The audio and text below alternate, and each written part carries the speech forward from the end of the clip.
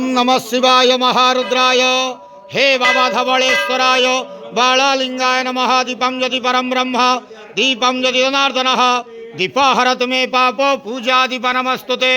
अहे धवलेश्वर बालालिंग महाप्रभु संसार सुखी रखंतु।